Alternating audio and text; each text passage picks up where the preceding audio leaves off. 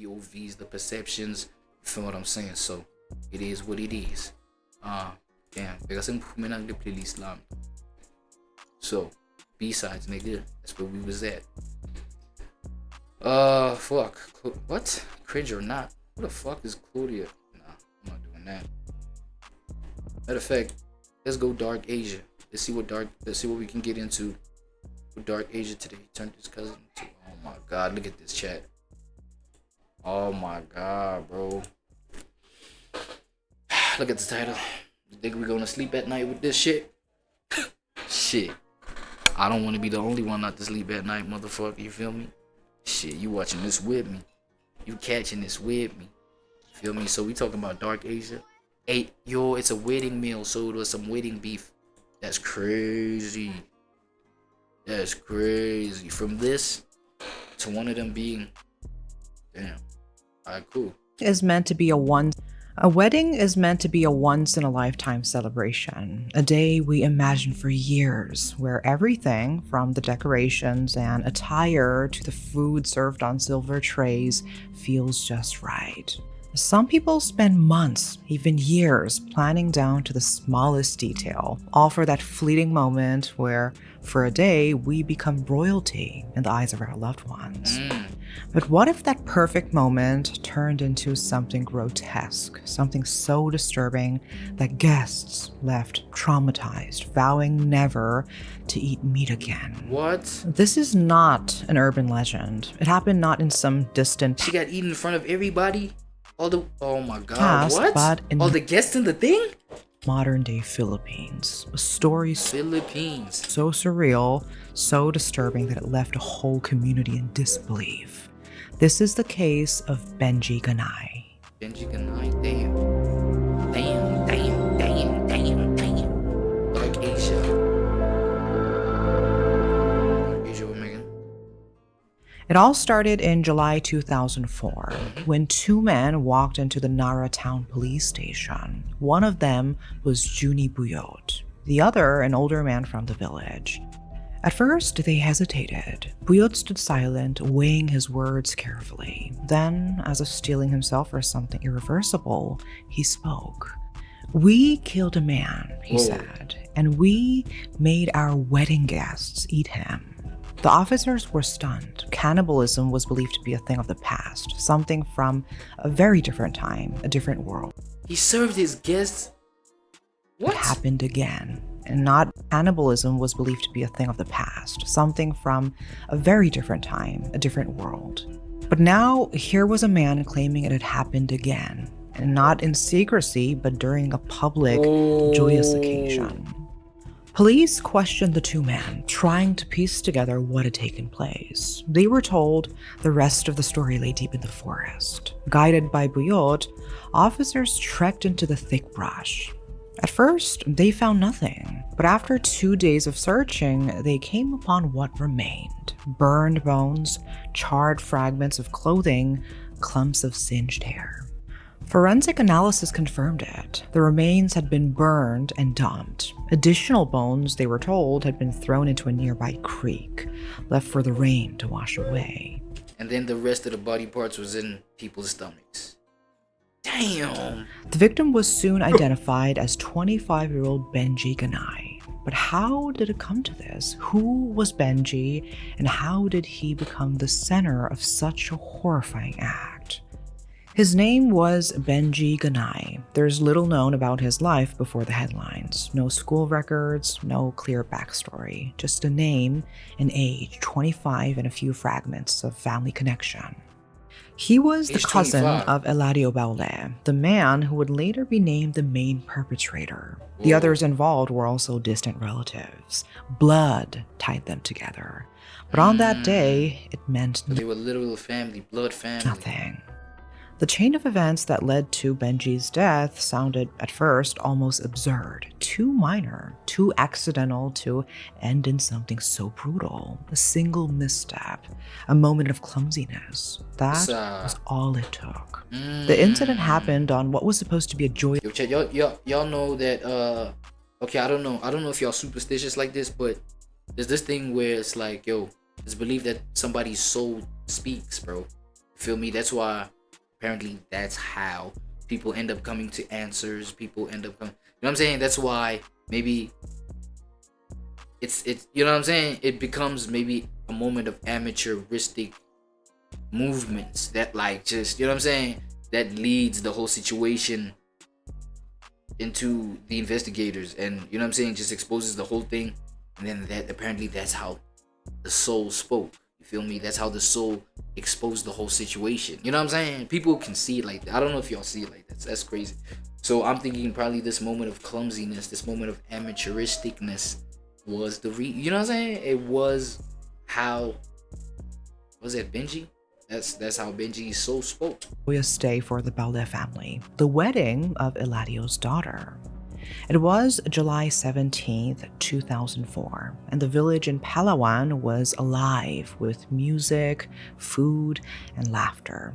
Like many Filipino traditions, the celebration began before the official ceremony. There was a pre-wedding gathering, a smaller event for close relatives, a time for singing, dancing, and sharing drinks under the warm glow of festivity.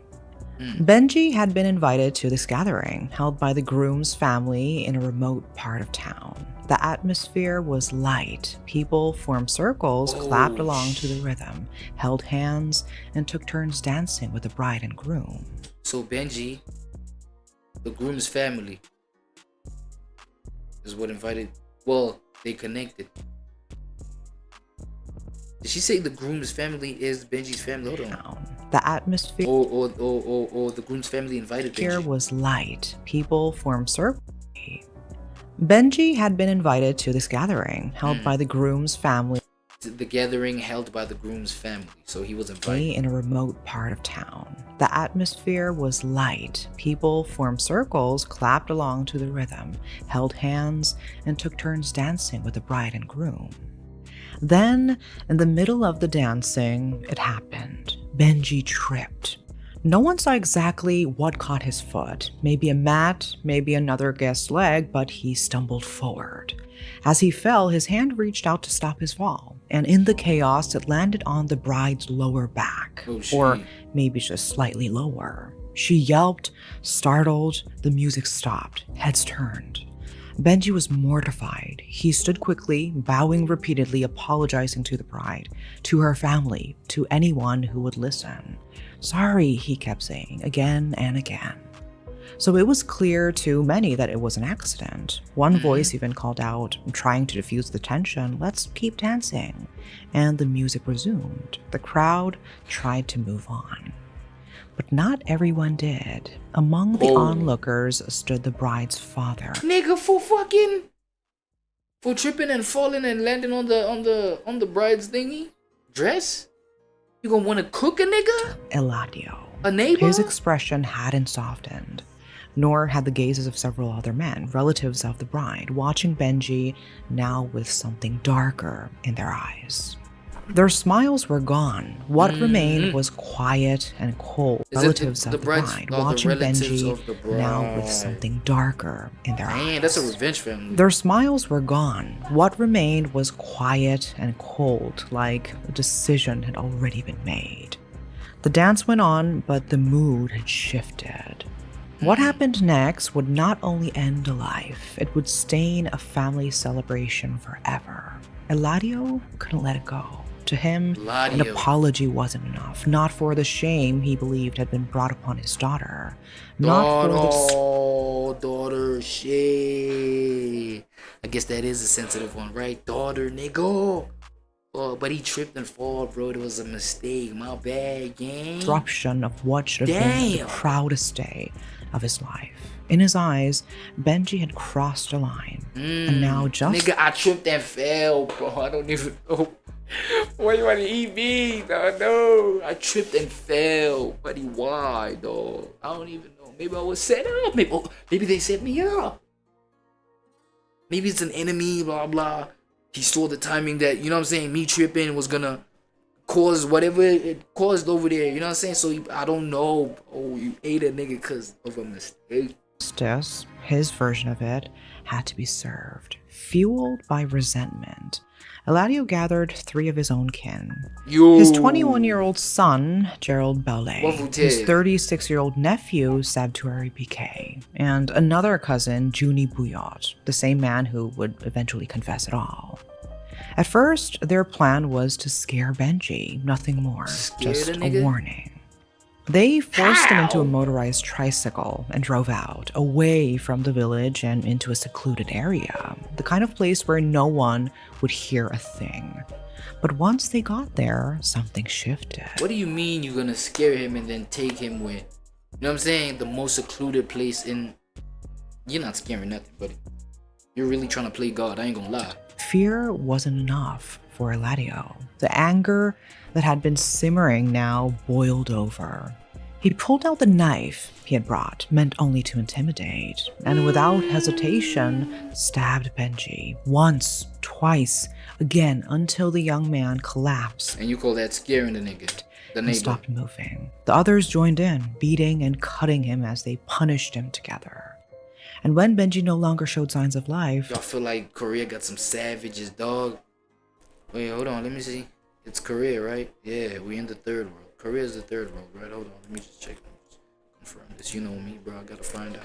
I gotta make sure, man.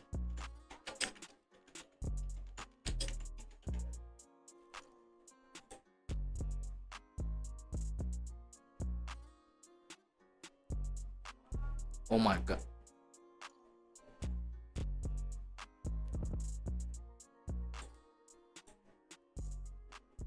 Just give me a fucking answer, AI. Come on, nigga.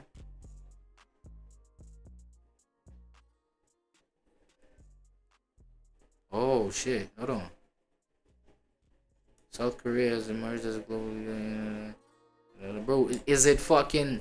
you know what? It's gonna waste time, so I'm gonna go ahead and say... You know what I'm saying? The world of Korea is savage, bro. Damn!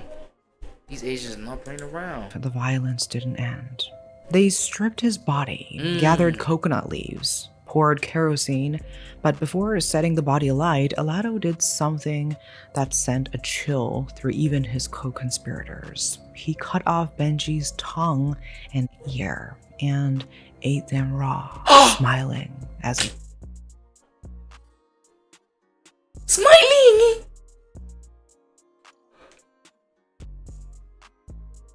What the fuck? chewed. He didn't cook! He didn't cook! Bro, he didn't cook the nigga! Oh! Eladio, what? How? Why? Nah, niggas is not humans, bro. Nah, neighbors is not humans, dog. When the body had been reduced to charred remains, they began cutting and dismembering what was left. Some parts were too... So he began just eating the nigga tongue? Pause. First of all, that's like so TOS. Like, the nigga is crazy. Too disfigured. Those were thrown into a creek deep in the forest, where the rain might wash them away. The rest... they had other plans. Oh my god, they served it. Oh. As they worked, they noticed Junie Bouillot growing pale. Unlike the others, he hadn't fully participated in the attack. He kept his distance. His silence spoke... Hey, get the fuck away from me! You keeping a distance, nigga, run away! volumes. One of them asked, Yo, what's wrong with you? This nigga was kicking it with demons. He probably didn't know. He was like, what the fuck, y'all niggas is fucking the devil himself, bro. Bouillot only muttered nothing, avoiding their eyes. But Eladio wasn't convinced. He ordered PK and Gerald to grab him. Then he picked up a piece of the roasted flesh, bro, and pressed a knife to Bouillot's neck. Eat this. Bouillot resisted. They started force feeding him the shit. What's wrong with you? Bouillot only muttered nothing, avoiding their eyes. Bouillot, but bro. Eladio wasn't convinced. He ordered PK and Gerald to grab him. Then he picked up a piece of the roasted flesh. Nigga, that nigga just... Imagine, bro, we still going off the fact that this nigga tripped and falled on this nigga daughter ass, right? And pressed a knife to Bouillot's neck. Eat this. Eat that shit. Bouillot resisted. But there were... Yeah, alright, cool. I see this. This nigga El whatever, the bride's dad. That nigga was a killer, bro. That nigga really was like Three that, of bro. them, That's and crazy. only one of him. He couldn't fight So that nigga was probably like, yo, you killed any one of my family members, dying, bro. back. I'm eating you though. I'm eating you though. They shoved the meat in. Bro, he didn't even kill anybody from anywhere, bro. It was a wedding mistake. This is crazy. Into his mouth and forced him to chew. Hell The no. taste, smoke, blood, burned skin, he would later say never left him. He swallowed it once and vowed never again.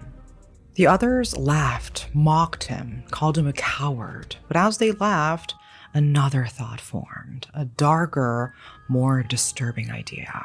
What if they fed the rest of the meat to the guests? They set to work quickly. Eladio assigned tasks. Some would prepare the meat, separating it from the bone and cutting it into chunks. Others would dispose of the unusable parts, dumping them far from the road. The pieces they deemed fit for serving was stuffed into cellophane bags. Hours later, under the cover of celebration and distraction, they returned to the venue. By then, the party had shifted. The dancing was sloppier, the guests drunker. Music blared, people swayed with liquor in their hands. So they took him same day. And went to go do this and cook and same day as the wedding, like the same And day. others sat off to the side, too intoxicated to stand, idly eating whatever was in front of them. In the back kitchen, the men worked They fast. served his body as They a opened their snack. bags, took out the meat, cut it into smaller pieces, mixed it with the prepared dishes, food meant for celebration. The line between livestock and human flesh blurred, and no one noticed. Plates Was were this the year? served, people ate, Was this- and Benji Ganai, who had once danced and laughed with these same people, was now being consumed by them. Oh shit. Not a soul knew what they were chewing. Oh, Not shit. yet. Eladio walked through the room like nothing had happened. He smiled, nodded, shared drinks and brief conversations with guests, friends, neighbors, extended family. With practiced ease, he handed out the food. His son and nephews did the same, blending in as if the night were still one of celebration. Laughter echoed through the wall, plates clinked, people ate heartily. Some returned for seconds, complimenting the food, their mouths full of what they could never have imagined. Yes. To Eladio, it felt like victory. No one suspected a thing, no one asked. The dark secret they carried seemed buried beneath alcohol and music, and the haze of the village wedding night. He believed Marana, you don't taste that. It's not chicken, bro. You can't taste that shit. It's not chicken. That shit is not beef. That shit ain't pork. What do you think? Do you think they seasoned it so that it tastes like pork? the crime would Because the earlobe might look like bacon. vanish with the celebration. But the silence wouldn't last. What Eladio hadn't counted on was the weight of guilt settling into someone much closer than an outsider. Junie Bouillot couldn't forget. In the days Bouillot, that followed, he couldn't sleep. He kept seeing Benji's face, the Damn. fear, the pain, the slices. helplessness. The stench of burnt flesh clung to his memory. And worst of And all, he ate that the shit. taste. Oh. The human meat he was forced to eat haunted him every time he tried to eat anything else. 8 days Yeah, passed, that nigga and broke. finally, Bouillot broke. That nigga ain't eating no meat. He confided in a local elder, a respected village leader. He poured out everything: the murder, Yeah. the fire, the Oh. dismemberment, the food. The That elder was the clumsy move. speechless. He had heard rumors. The clumsy move was forcing this nigga that was traumatized the whole time to eat the shit. Matter of fact, the clumsy move was involving this nigga in the whole shit. Matter of fact, the more clumsier move is fucking deciding to kill somebody and feed this nigga to other people. It's just falling on your daughter like dress, nigga. Fuck. Old stories, folklore, never something like this. Retarded behavior, And bro. never involving family. The elder didn't hesitate. He urged Bouillot to go to the police. Still afraid of what would come, Bouillot hesitated. But the guilt was stronger. Together, they walked into the narrow town police station, just two men carrying a truth too horrific to That's believe. crazy. Buyot confessed everything. He explained what had happened on that wedding night in the remote village of Palawan. How Benji had died, how his body was burned, how they disposed of the remains, and where the rest had gone. At first, police weren't sure what to make of it, but Buyot led them into the forest. It took 2 days of careful searching, but eventually they found what remained. Blackened bones, scrapes of clothing, and tufts of hair hidden beneath the forest floor. Alright, now quick question, right? So I'm wondering, bro, like, this nigga poured out everything, right? Yeah, as he should. Like, this nigga was traumatized. Nigga, traumatized is an understatement for this guy, right? So now, quick question. Now they find out that all the guests at the wedding, right, ate the meat, right, the body, right? Everybody ate. Now, is everybody accomplices, or is everybody involved in the situation? Is everybody finna hit the slammer? You feel me? Hit that light, because if you think about it, according to the law, bro, somebody died, and you know what I'm saying? If they examine the whole situation, somebody died, and whoever is involved gets whatever sentencing that's gonna come out of there. You know what I'm saying? The life sentencing that's gonna come out of there. Everybody involved in that crime, even if they were just like probably handed the knife and then the motherfucker killed it. You know what I'm saying? I'm gonna get that life sentence that just happened too, even if I'm not the one that took the life. So in this situation, the guests ate that body. Like, the guests didn't take the life, but they were involved in, you know what I'm saying, this nigga's soul, or the rest of this nigga's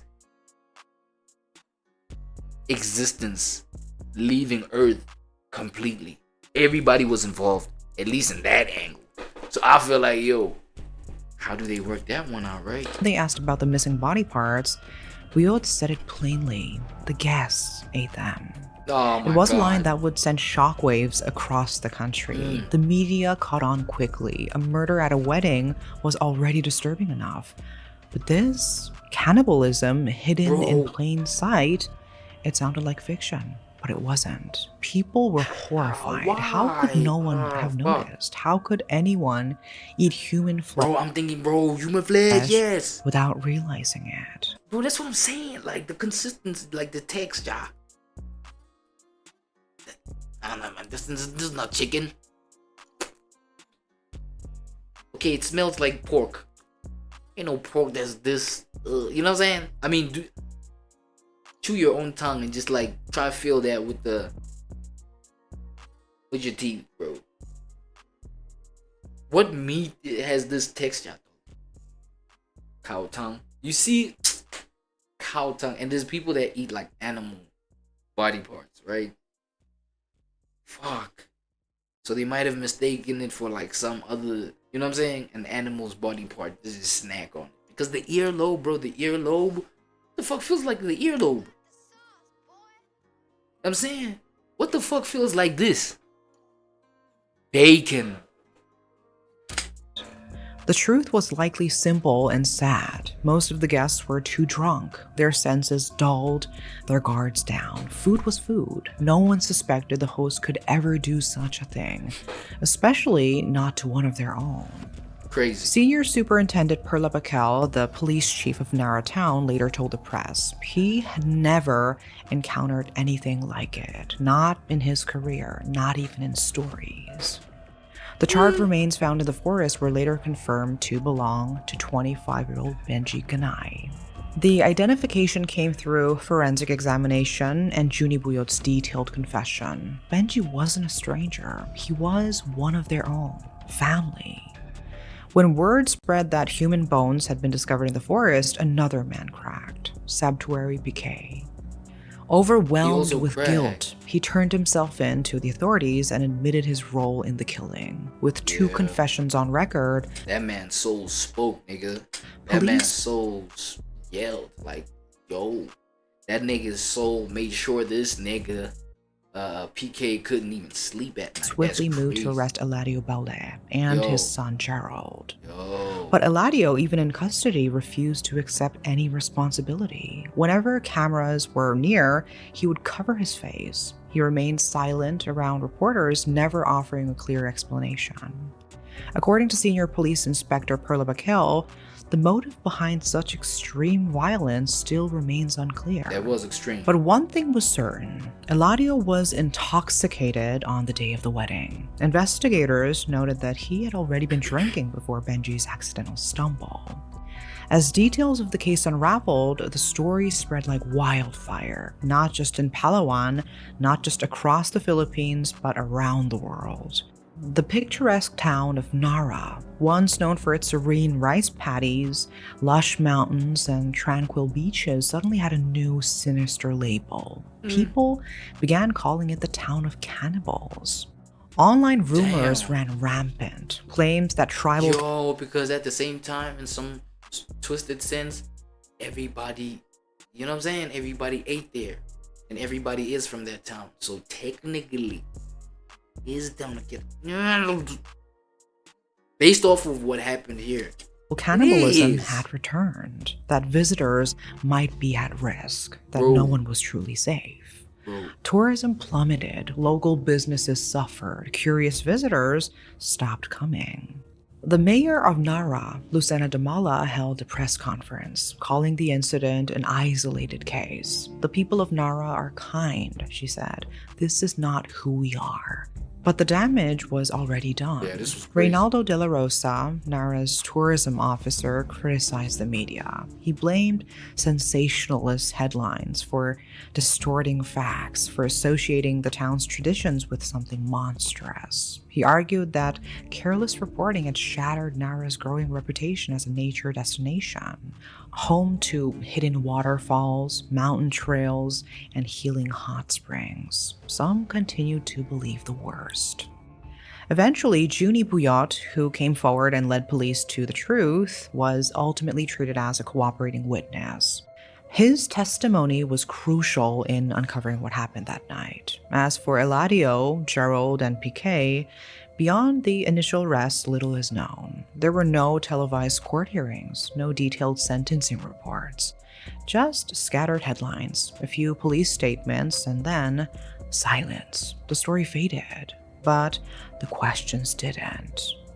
Legal experts suggested that the sheer brutality and the alleged act of cannibalism could lead to the harshest possible punishment under the law. But without any follow-up from official channels, the public was left in the dark. Oh my God. No closure, no justice, at least not publicly. They were also overwhelmed as to like, how do we deal with this? Like, you feel me? Like, what's up? Like, so this is crazy. It's never, you know what I'm saying? In that silence, speculation took root. Of course, nigga. Some believed Eladio's Conspiracy theories even. rage was the product of alcohol, plain and simple. That he was already deep in his cups before the dancing even began. That his judgment was clouded, and what might have been a tolerable misunderstanding in the light of day became, through the hate. But to cook a nigga, a neighbor, chop him up, put him in your mouth. Like, how long does that take, bro? So you telling me you still sipping that whole time? You sipping. Now chop him up. You sipping. Feed it to him. You sipping. You holding that nigga, threatening you're gonna cut his neck off. Talking about, nah, eat this. You sipping. Days of liquor, a personal Get the fuck offense that demanded blood. But others weren't so sure. Could alcohol alone push a man to butcher his own cousin, nigga. roast his body, and serve it to guests with a smile? Fuck Some outta locals here, bro. whispered that drugs might have been involved, that perhaps someone Niggas brought is more evil. than Stop just copping, booze please. to the celebration, substances that altered minds and broke moral barriers. There were even darker suggestions, old feuds within the family, years of tension that had simmered beneath the surface. Maybe Benji had unknowingly crossed a line that had nothing to do with the bride. Oh, might be deep. And then, yeah, because to fucking eat somebody just because they trip and fall on your daughter ass? Maybe the accident was just a final push over a cliff long in the making. And what about Okay, it might be that. Because crimes of rage and violent crimes, the laughter? they build up. The jokes made as they forced Brio to eat a piece of Benji's flesh. That wasn't the reaction of someone acting in a drunken blackout. That was cruelty, cold and deliberate. So now we're left asking, was this really a case of sudden drunken violence, or something far more premeditated? That's crazy. And this whole thing is like a month old, bro. Shit was posted a month ago. It's crazy. So it might be that like recent. Damn. Just watching this shit kind of traumatizing. Damn. Dark Asia. You know what I'm saying? Asia, I guess Asia can get really dark, nigga. Feel me? That's crazy.